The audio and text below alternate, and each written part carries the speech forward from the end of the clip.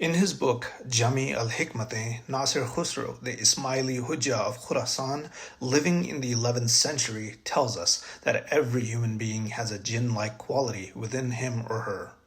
This jinn-like quality is the rational soul, which is also a potential angel, because jinns are potential angels.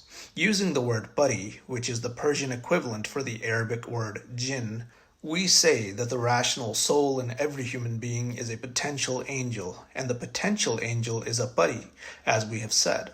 The concupiscent soul and the irascible soul in everybody are two potential demons.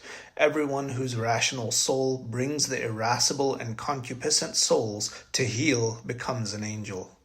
Everyone whose concupiscent and irascible souls subjugate his rational soul turns into a demon in actuality. The concupiscent soul refers to the soul which is lustful or consumed with desire of worldly pleasures, whereas the irascible soul is the one that is quick to anger. Very plainly, Nasir Khusraw explains that a demon is a wicked soul. Angels are souls of surpassing benignity and subject to the nature of the heavenly sphere. And if asked what is a demon, we answer that they are wicked souls. Maulana Sultan Muhammad Shah alayhi has also mentioned the Islamic concept of angels and demons or evil spirits in his memoirs of Aga Khan. Islam acknowledges the existence of angels, of great souls who have developed themselves to the highest possible planes of the human soul and higher, and who are centers of the forces which are scattered throughout the universe. Without going as far as Christianity, Islam recognizes the existence of evil spirits, which seek by means of their secret suggestions to us to turn us from good, from that straight way traced by God's finger for the eternal happiness of the humblest as of the greatest Abraham, Jesus, Muhammad. From the above quote, we can see that Imam Sultan Muhammad Shah also promotes the idea that angels are human souls who have developed themselves to be at the highest level of the human soul and even higher. The late great Ismaili scholar and spiritual luminary of our time, Allama Nasir Hunzai, writes in his book of healing that the intellect is linked to angelhood and the soul is linked to animality. This will make sense if we understand that the soul is the anima or the faculty which animates the body. Man in his original nature is neither angel nor animal. He is created between the two. This is his greatest problem and trial, that he is linked to both of them, for his soul is from the animal world and his intellect from the angelic world. In this tug of war between the intellect and the animal soul, all depends on which one he opposes and which one he supports. If he establishes the kingdom of intellect in his personal world, it is not impossible to become an angel. Contrary to this, if he follows his animal soul, obviously he will become an animal, although apparently he appears to be a human being. Maulana Shah Karim al-Husseini alayhi salam, speaking in 1985 at the Aga Khan University inauguration, tells us about the aql or universal intellect and its link to the human intellect, taking care to explain that it is this light, nur or intellect, which distinguishes the complete human being from the human animal. The divine intellect, aql, both transcends and informs the human intellect. It is this intellect which enables man to strive towards two aims dictated by the faith: that he should reflect upon the environment Allah has given, and that he should know himself. It is the light of intellect which distinguishes the complete human being from the human animal, and developing that intellect requires free inquiry.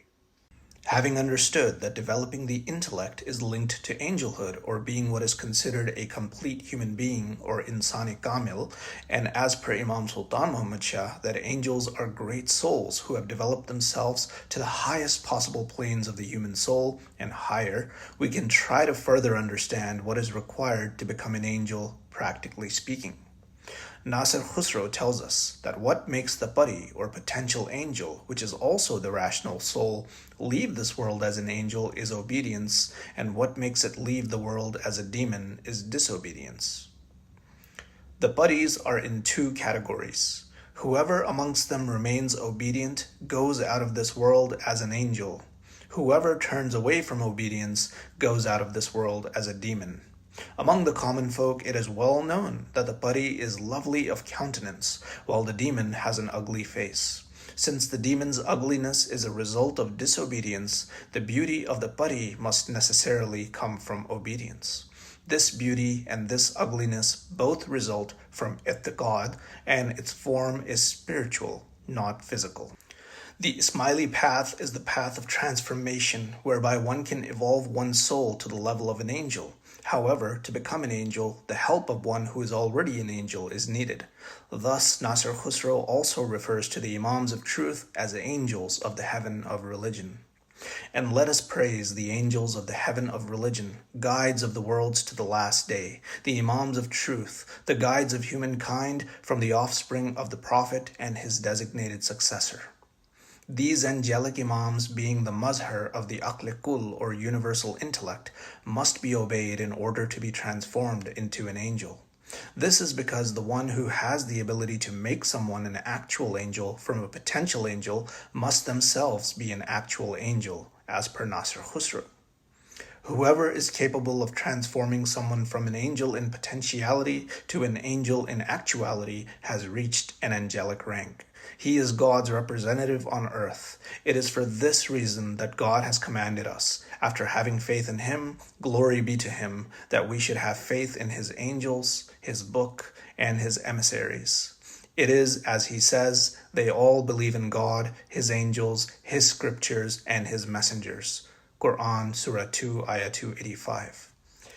May we be transformed into angels through obedience to the Imam of the truth, whose soul is the pure mirror upon which the light or nur of intellect of God most beautifully manifests and reflects. May our souls be protected from the wicked qualities of anger and lust by walking along the path of those upon whom is the favor of God, not the path of those upon whom is anger, nor of those who have gone astray. Ameen, Ya Rabbal Alameen.